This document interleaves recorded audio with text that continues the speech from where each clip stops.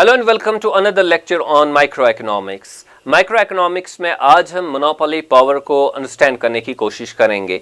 Monopoly power का मतलब क्या है, ये कॉन्सेप्ट है क्या, इसकी डेफिनेशन क्या है, वो हम अंडरस्टैंड करने की कोशिश करेंगे। और इसके साथ साथ मोनोपोली पावर को हम कैसे मेजर करते हैं, इसके लिए जो डिफरेंट मेजरमेंट्स डेवलप किए गए हैं हम उनका भी यहाँ पे तज़किरा करेंगे, उनकी भी एक इंट्रोडक्शन आपको इस लेक्चर में देंगे। तो हम अपनी बात यहाँ से स्टार्ट करते हैं कि जो मार्केट स्ट्रक्चर्स होते हैं उनके हम कह सकते हैं कि we have two categories of market structures. एक है हमारा perfect market structure, then we have imperfect market structure.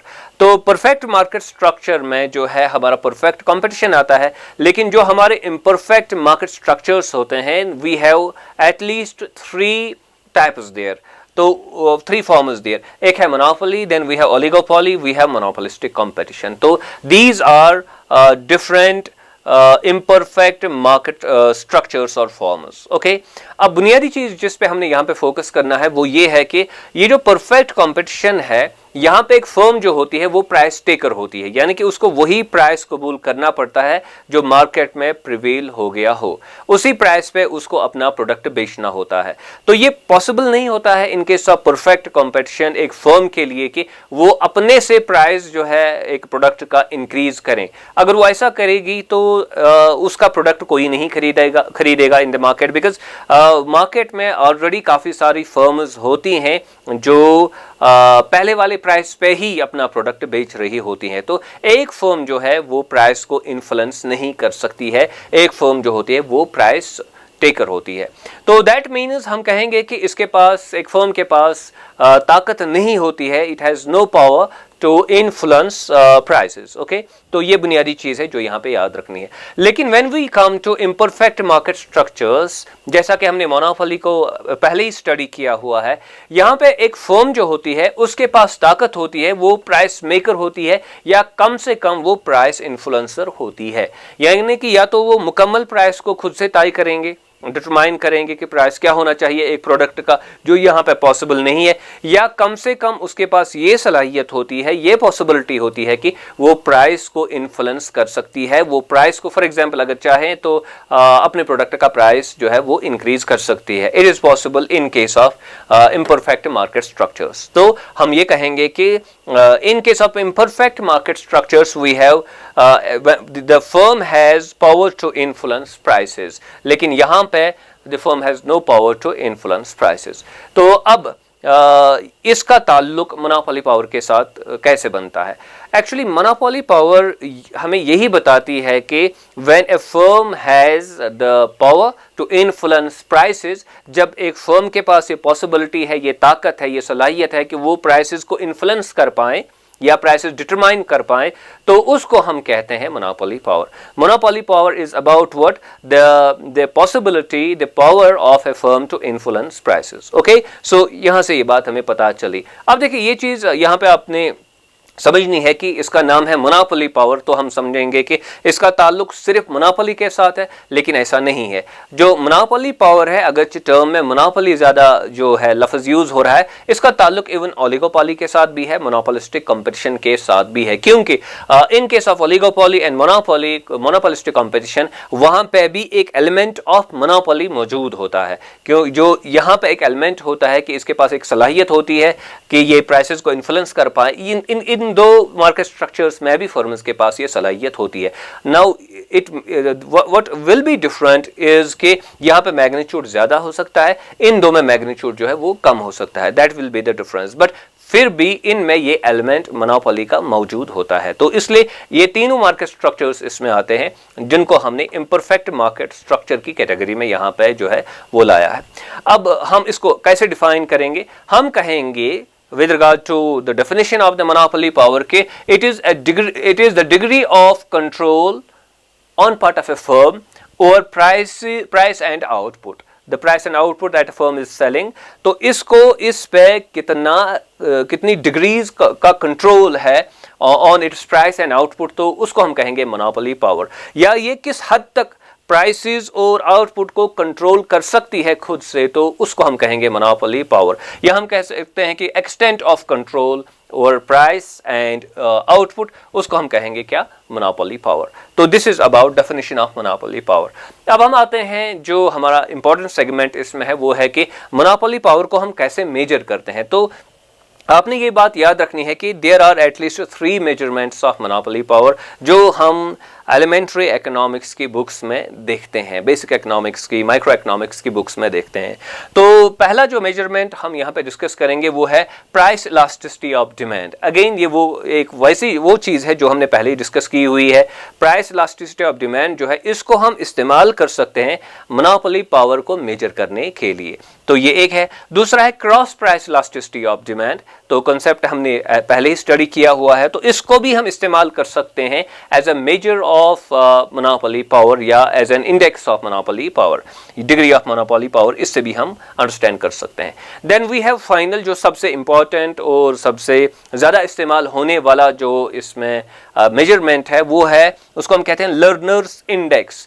तो ये एक इकोनॉमिस्ट है जिन्होंने ये इंडेक्स जो है वो बनाया है, डेवलप किया है, तो इसको हम कहते हैं लर्नर्स इंडेक्स। और ये बी जो है, ये इनमें से सबसे ज़्यादा इम्पोर्टेंट यही वाला जो है मेजरमेंट है, जिसके ज़रिए से हम मोनोपोली पावर को जो है वो गॉज करते हैं, मेजर करते हैं। तो एक एक करके हम इन 3 को यहाँ पे अंडरस्टैंड करने की कोशिश करेंगे। Let us proceed ahead. पहले हम ये देखेंगे कि प्राइस इलास्टिसिटी ऑफ डिमांड को कैसे हम मोनोपोली पावर मेजर करने के लिए इस्तेमाल कर सकते हैं। तो ये है हमारी एग्जांपल यहाँ पे। अब देखिए, ये जो यहाँ पे ग्राफ आप देख रहे हैं, ये हमें दिखाता है एक डिमांड करो जो कंप्लीटली इलास्टिक डिमांड करो है, परफेक्टली इलास्टिक डिमांड करो है। और आप ये जानते हैं कि ये डिमांड करो होती है इन केस ऑफ परफेक्ट कंपटीशन, और वहाँ ये बिल्कुल भी पॉसिबल नहीं होता है कि एक कंज्यूमर, एक प्रोड्यूसर जो है वो प्राइसेस को खुद से अल्टर कर पाए। It is not possible in this case. तो यहाँ पे हम कहेंगे कि मोनोपोली पावर इज 0, क्योंकि ये परफेक्ट कंपटीशन वाली सिचुएशन है। अब इसके बरक्स आप इस ग्राफ को देखिए, यहाँ पे जो हमारी डिमांड करो है, ये है ए बी, तो परफेक्टली इलास्टिक, ये है सी डी, तो ये कंप्लीटली इन इलास्टिक डिमांड करो है। और ये एक वो सिचुएशन हमारे सामने रखती है कि अगर जो फर्म ओनर है वो चाहे कि वो अपने प्रोडक्ट का प्राइस इंक्रीज करे, तो जो कंज्यूमर्स है वो हम ये कह सकते हैं कि खामोशी से प्राइस पे करेंगे और अपनी क्वांटिटी में कमी नहीं करेंगे। जैसे कि हम उन कमोडिटीज़ के बारे में बताते हैं जो नेसेसिटीज़ में इंक्लूडेड है, जो लाजमी एक इंसान को इस्तेमाल करना होता है। जैसे कि दवाई, फॉर एग्जांपल कोई इंपॉर्टेंट ड्रग है, तो वो कोई पेशेंट यूज़ कर रहा है, उसके बगैर उसका गुजारा नहीं होगा, तो उसका अगर प्राइस इंक्रीज भी हो जाएगा तो वो तो खामोशी से पे करेगा। तो ये वही सिचुएशन यहाँ पे हमारे सामने रखती है कि प्राइस आप इंक्रीज करेंगे यहाँ से, तो यहाँ से क्वांटिटी कम होने वाली नहीं है। तो ये हमें दिखाती है कि ये परफेक्ट जो मोनोपोली वाली सिचुएशन है उसको हमारे सामने रखती है। तो जब परफेक्टली इलास्टिक होगी डिमांड करो, तो प्योर परफेक्ट कंपटीशन होगा और कोई मोनोपोली पावर नहीं। जब कंप्लीटली इनइलास्टिक होगी, तो then it will be perfect monopoly, और जहां पे जो मोनोपोलिस्ट है उसके पास कंप्लीट मोनोपोली पावर है। तो अब इन 2 केसेस की बुनियाद पे हम ये वाली डायग्राम यहाँ पे फिगर कंस्ट्रक्ट करेंगे।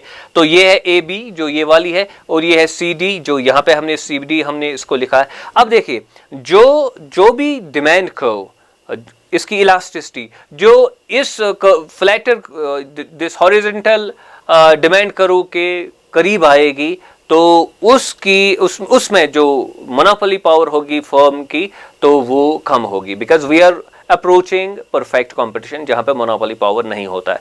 अब अगर हम इसकी तरफ आ रहे हैं, यानी कि कोई डिमांड करो है जिसका स्लोप इसके करीब आ रहा है, तो then we will be having more and more monopoly power as we are approaching this type of a demand curve. तो यहां पे हम एग्जांपल लेंगे। देखिए, ये ए बी है perfect case of perfect competition का केस, तो यहाँ पे जो है कोई भी मोनोपोली पावर नहीं। अब अगर कोई डिमांड करो है जो इसके नजदीक है, तो जितना नज़दीक इसके डिमांड करू होगी, इलास्टिसिटी के हिसाब से इसके नज़दीक होगी, तो उतना जो है मोनोपोली पावर कम होगा। और जितना इस डिमांड करू के नज़दीक वो आएगी, इसके स्लोप के नज़दीक वो आएगी, तो दैट मीन्स कि उतना ज़्यादा उसको मोनोपोली पावर हासिल होगा। तो ये चीज़ आप जो है वो एवरेज रेवेन्यू मार्जिनल रेवेन्यू को कंपेयर करके भी आप ये अंडरस्टैंड कर सकते हैं।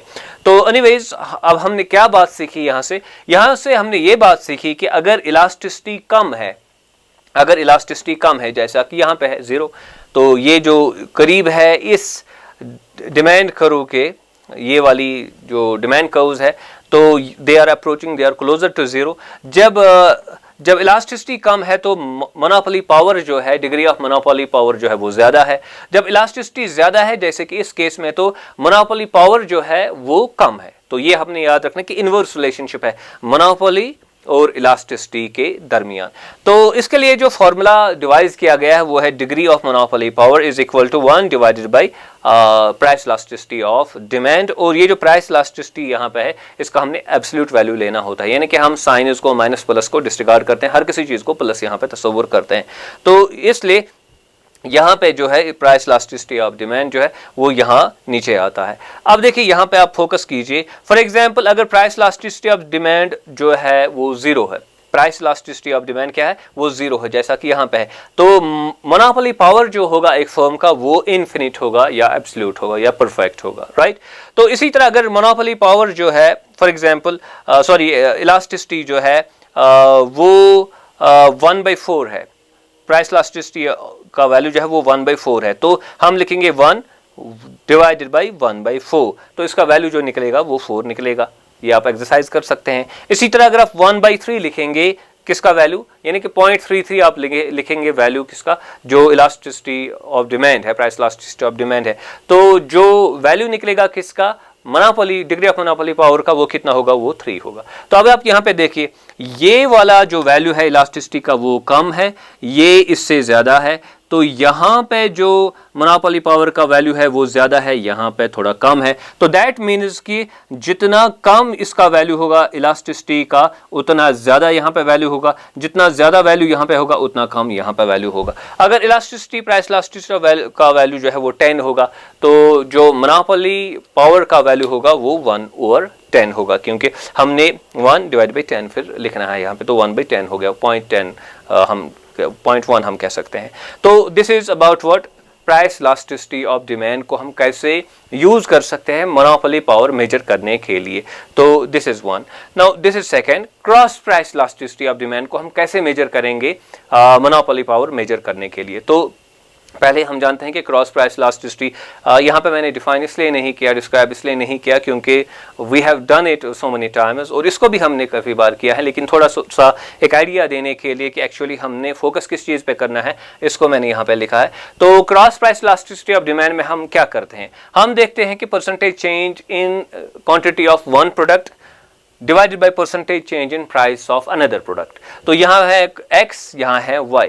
तो देखते क्या है एक्चुअली कि अगर एक प्रोडक्ट y में इसका प्राइस जो है वो इंक्रीज या डिक्रीज किया जाए, चेंज किया जाए, तो इसकी वजह से x जो दूसरा प्रोडक्ट है उसकी क्वांटिटी में कितना इन्फ्लुएंस पड़ेगा, यानी कि इसकी वजह से इस पे कितना इंपैक्ट पड़ेगा, इसका प्राइस चेंज करने की वजह से इसमें कितनी क्वांटिटी में कितना जो है वो चेंज आएगा। तो जाहिर सी बात है, अगर यहाँ पे प्राइस जो है वो चेंज किया जाए और यहाँ पे इंपैक्ट पड़ेगा उस प्राइस का, फॉर एग्जाम्पल अगर हम प्राइस यहाँ पे जो है वो डिक्रीज करेंगे, प्राइस जो है वो डिक्रीज करेंगे, जब हम प्राइस डिक्रीज करेंगे y का, तो y की क्वांटिटी ज्यादा यूज होगी, इट इज ऑब्वियस। जब y की क्वांटिटी ज्यादा यूज होगी तो शायद x की क्वांटिटी जो है वो अब कम इस्तेमाल की जाएगी। तो पता ये चला कि ये इस पे इन्फ्लुएंस जो है वो कर रहा है। तो अब अगर ऐसी सिचुएशन है तो दैट मीन्स कि जो x बेच रहा है, the person who is selling x, तो उसके पास ज्यादा लिबर्टी नहीं है, क्योंकि अगर वो x का प्राइस इंक्रीज डिक्रीज करेगा तो फिर तो y वाला जो पर्सन है, जो फर्म ओनर है, वो उसकी जगह लेगा, y प्रोडक्ट जो है वो ज्यादा इस्तेमाल किया जाएगा। तो दैट मीन्स कि अगर इसके पास कम लेवरेज है, अगर अब ऐसा है कि प्राइस हम y का तो चेंज कर रहे हैं लेकिन x पे कोई इंपैक्ट नहीं पड़ रहा है। दैट मीन्स कि जो x बेच रहा है, जो x सेल कर रहा है, तो वो x का प्राइस जो है इंक्रीज डिक्रीज कर सकता है और ये उसको कोई हार्म नहीं करेगा क्योंकि इन दो के दरमियान कोई रिलेशनशिप बन ही नहीं रहा है। So this is the point. अब देखिए, अगर cross price elasticity of demand जो है इसका वैल्यू ज्यादा होगा, यानी कि ये इस पे इन्फ्लुएंस कर रही है, तो मोनोपोली पावर कम होगा, तो डिग्री ऑफ मोनोपोली पावर जो है वो कम है, जो मैंने अभी एक्सप्लेन किया। इसी तरह अगर cross price elasticity of demand का वैल्यू जो है वो कम होगा, तो डिग्री ऑफ मोनोपोली पावर जो है वो फिर ज्यादा होगा एट दैट टाइम। तो ये चीज आप यहां पे याद रखेंगे। तो हम ये देखते हैं कि cross price elasticity of demand जो मोनोपोली के लिए होता है वो जीरो होता है, यानी कि अभी आप प्राइस, कोई फर्म वाला है जो वाई प्रोडक्ट बेच रहा है, वो अपने प्रोडक्ट का प्राइस जो है डिक्रीज कर रहा है, इंक्रीज कर रहा है, लेकिन इस पे तो कोई इन्फ्लुएंस नहीं पड़ रहा है क्योंकि मोनोपोली जो है इसको मोनोपोली हासिल है, तो ये प्रोडक्ट जो है इस पे कोई इन्फ्लुएंस नहीं पड़ेगा, तो ये अपना प्राइस जो है इंक्रीज कर सकता है, डिक्रीज कर सकता है, तो इसका जो है उस पर इम्पैक्ट नहीं पड़ेगा। तो इसलिए उस वक्त जो है यहाँ पे जो चेंज है वो जीरो है, तो यहाँ पे आप कितना भी चेंज करेंगे पी वाई में तो वो दैट डजंट मैटर, क्योंकि यहाँ पे चेंज जो आना चाहिए था, यहाँ पे जो चेंज हम मेजर कर रहे हैं वो जीरो निकलता है। तो this is the case of monopoly. अब अगर यहाँ पे काफी ज्यादा इन्फ्लुएंस हो रहा है, यानी कि चेंज जो है ये बड़ा लार्ज चेंज है, जब आप प्राइस ऑफ वाई चेंज कर रहे हैं, तो दैट मीन इसके इम्पैक्ट पड़ रहा है। तो जब यहाँ पे मेजरमेंट भी ज्यादा आ जाएगा क्योंकि न्यूमरेटर का वैल्यू ज्यादा निकलेगा और डिनोमिनेटर का वैल्यू फॉर एग्जांपल कम होगा थोड़ा, तो एनीवेज वैल्यू तो यहाँ पे निकलेगा, कुछ ना कुछ सही वैल्यू, बड़ा वैल्यू निकलेगा। यहाँ पे वैल्यू जो हमारा आता है वो जीरो आता है, यहाँ पे कोई पॉजिटिव वैल्यू यहाँ पे आएगा, तो जितना ज्यादा वैल्यू आएगा यहाँ पे दैट मीन्स के इम्पैक्ट काफी ज्यादा है। तो it will be a situation of perfect competition. तो अगर क्रॉस प्राइस इलास्टिसिटी ऑफ जो डिमांड है वो इनफिनिट है तो हम कहेंगे परफेक्ट कंपटीशन, और अगर वो जीरो है तो हम कहेंगे प्योर मोनोपोली। अब यहाँ पे फोकस कीजिए, हम इन्फिनिटी से जा रहे हैं, इन्फिनिट वैल्यू से जा रहे हैं जीरो तक, राइट? तो ये परफेक्ट कंपटीशन है, ये क्या है? ये मोनोपोली है। तो जब आप जितना आप जीरो के नजदीक जाएंगे उतना मोनोपोली वैल्यू जो है वो बढ़ जाएगा। जैसे कि हमने यहाँ पे देखा कि आप जो है क्रॉस प्राइस इलास्टिसिटी का वैल्यू कम कीजिए तो डिग्री ऑफ मोनोपोली पावर वो इंक्रीज हो जाएगा। तो जितना आप जीरो की तरफ बढ़ रहे हैं उतना आपका डिग्री ऑफ मोनोपोली वैल्यू जो है, मोनोपोली पावर जो है वो इंक्रीज हो जाएगा। सो ये भी एक मेजरमेंट इसलिए हमारे लिए बनता है, इसके जरिए से भी हम मोनोपोली पावर मेजर कर सकते हैं। बस हमने ये देखना है कि जो प्रोडक्ट है उसका प्राइस चेंज करके दूसरे की क्वांटिटी पे किस तरीके का इम्पैक्ट पड़ रहा है। तो अगर इम्पैक्ट पड़ रहा है तो दैट मीन्स कि मोनोपोली पावर कम होगा, अगर इम्पैक्ट जो है नहीं पड़ रहा है तो फिर मोनोपोली पावर काफी ज्यादा होगा। अगर इम्पैक्ट जो है वो तो पड़ रहा है लेकिन काफी कम पड़ रहा है तो दैट मीन्स के ये जो सेलर है इसके पास कुछ ना कुछ मोनोपोली पावर है, कुछ ना कुछ तो ये प्राइसेस को इन्फ्लुएंस कर सकता है, अपनी मर्जी के हिसाब से चेंज कर सकता है। तो ये दो मेजरमेंट्स हमारे हैं। अब हम तीसरे मेजरमेंट पे अपने तीसरे मेजरमेंट पे आते हैं। इसको हम कहते हैं लर्नर्स इंडेक्स, और ये प्रोफेसर A.P. लर्नर ने इसको डिवाइस किया है, 1934 में इसको सामने लाया है, और ये सबसे ज़्यादा इस्तेमाल होने वाला या सबसे ज़्यादा इसकी रेफरेंस दी जाती है जब हम मोनोपोली पावर को जब हमने मेजर करना होता है। अब इसकी बुनियाद क्या है? इसकी बुनियाद ये है कि अगर आपका प्राइस, एक फर्म का प्राइस उसके मार्जिनल कॉस्ट से ज़्यादा है तो दैट मीन्स कि उसको कुछ एडिशनल प्रॉफिट्स या उसका प्राइस जो है उसमें उसको कुछ पावर या इन्फ्लुएंस हासिल है। हमने ये देखा कि परफेक्ट कंपटीशन में तो हमारा प्राइस मार्जिनल कॉस्ट के बराबर होता है और इसलिए परफेक्ट कंपटीशन में कोई मोनोपोली पावर नहीं होता है। लेकिन अब अगर प्राइस मार्जिनल कॉस्ट से ज्यादा होगा तो दैट मीन्स कि you are having some monopoly power. अब डिपेंडिंग अपॉन कि ये डिफरेंस कितना है मोनोपोली पावर और प्राइस और मार्जिनल कॉस्ट के दरमियान जो डिफरेंस है ये कितना बड़ा है, जितना ये बड़ा होगा दैट मीन्स के उतना ज़्यादा मोनोपोली पावर एक फर्म को हासिल है। तो इसके लिए जो इंडेक्स है, फॉर्मूला है इंडेक्स ऑफ मोनोपोली पावर के लिए, वो है price minus marginal cost divided by price. Okay, price minus marginal cost divided by price. तो अभी हम इस पे इसके कुछ केसेस लेते हैं और देखते हैं कि इसके वैल्यूज कैसे आते हैं सामने और इसका रेंज वगैरह क्या होता है। देखिए पहला हम केस लेंगे ये कि अगर हमारा प्राइस मार्जिनल कॉस्ट के बराबर होगा, यानी कि the case we have in perfect competition जहां पे price is equal to marginal cost. तो उस वक्त क्या होगा, अब देखिए price is equal to marginal cost, तो हम जो प्राइस है इसके बदले मार्जिनल कॉस्ट लिखेंगे, यानी यहां पे आएगा marginal cost minus marginal cost. जाहिर सी बात है क्योंकि पी के बदले हम लिखेंगे मार्जिनल कॉस्ट, तो ये फिर जीरो आएगा ऊपर, न्यूमरेटर इसका जीरो बनेगा और ओवरऑल जो वैल्यू निकलेगा इंडेक्स ऑफ मोनोपोली पावर का अकॉर्डिंग टू लर्नर वो क्या निकलेगा, वो जीरो होगा। तो in case of perfect competition where price is equal to marginal cost, the index of monopoly power according to Lerner उसका वैल्यू क्या है, वो है जीरो। तो ये एक एक्सट्रीम है जहां पे हमारा इंडेक्स ऑफ मोनोपोली पावर का वैल्यू निकलता है जीरो। हम दूसरा एक केस लेंगे, दूसरा एक एक्सट्रीम लेंगे जहां पे हम ये तस्वुर करेंगे कि जो मार्जिनल कॉस्ट है it is equal to zero, यानी कि ये तो फ्री में एक प्रोडक्ट बन रहा है लेकिन इसको किसी खास कीमत पे बेचा जा रहा है, राइट। तो marginal cost is equal to zero, फिर हम क्या लिखेंगे, यहां पे लिखेंगे P minus zero divided by P, क्योंकि मार्जिनल कॉस्ट तो जीरो के बराबर है, तो that will be equal to P minus zero is equal to P, तो P डिवाइडेड बाई P का वैल्यू क्या निकलेगा, that will be equal to 1। तो इसलिए वहां पे index of monopoly power will be equal to 1। Okay, तो ये दो एक्सट्रीम केसेस है, ये एक आइडियल केस है यहाँ पे जहां पे एक जो फर्म ओनर है उसके पास हम ये कह सकते हैं कि सबसे बड़ा डिफरेंस है between price and marginal cost, क्योंकि marginal cost is equal to zero. Okay, तो ये वन एक्सट्रीम है, ये दूसरा एक्सट्रीम है, इसलिए जो रेंज है ऑफ लर्नर्स इंडेक्स या फिर index of monopoly power according to Lerner वो क्या है, वो 0 to 1 है, वैल्यू होगा 0 to 1। अब 0 क्या है, जहां पे कोई भी मोनोपोली पावर नहीं, और 1 क्या है, जहां पे आपको सबसे ज्यादा मोनोपोली पावर हो सकता है। ओके, तो हमारे जो वैल्यूज होंगे या तो 0 होगा या 1 होगा अगर आइडियल सिचुएशन है, वरना यूजुअली क्या होगा, that will B from 0 to 1। हम एक केस लेंगे यहाँ पे, फॉर एग्जाम्पल प्राइस 2 है या it is twice that of जो मार्जिनल कॉस्ट है। ओके, तो price for example 2 marginal cost is equal to 1, तो यहाँ पे हम प्राइस लिखेंगे 2, यहाँ पे 1 लिखेंगे, 2 माइनस 1 कितना हुआ 1, और यहाँ पे 2 फिर आएगा क्योंकि प्राइस हमने 2 लिया, तो ये हुआ 2 माइनस 1 डिवाइडेड बाई 2 1, तो that is equal to 1 divided by 2। तो जैसा कि मैंने यहाँ पे लिखा index of monopoly power is equal to 1/2, it is equal to 0.5। तो इसी तरह अगर आप एक्सरसाइज करेंगे, मुख्तलिफ वैल्यूज देंगे प्राइस को और फिर मार्जिनल कॉस्ट को, तो आप ये देखेंगे कि इनके वैल्यूज जो है वो निकलते हैं बिटवीन 0 to 1। ओके, ये दो आइडियल केसेस को छोड़ के फिर वैल्यूज निकलते हैं बिटवीन 0 to 1।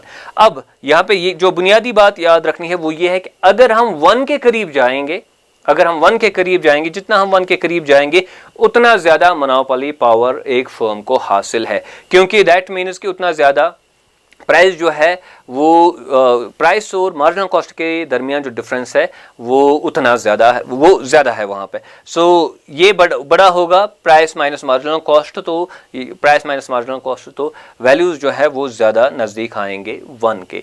तो जितना 1 के नज़दीक वैल्यू होगा तो उतना ज़्यादा हम कह सकते हैं कि मोनोपोली पावर हासिल है एक फर्म को, इसका degree of index of monopoly power जो है वो ज़्यादा यानी कि आएगा। तो ये एक इंडेक्स है जो डिवाइस किया गया है on part of professor AP learner. तो ये सबसे ज़्यादा इसमें इसकी रेफरेंस दी जाती है, इसको इस्तेमाल किया जाता है।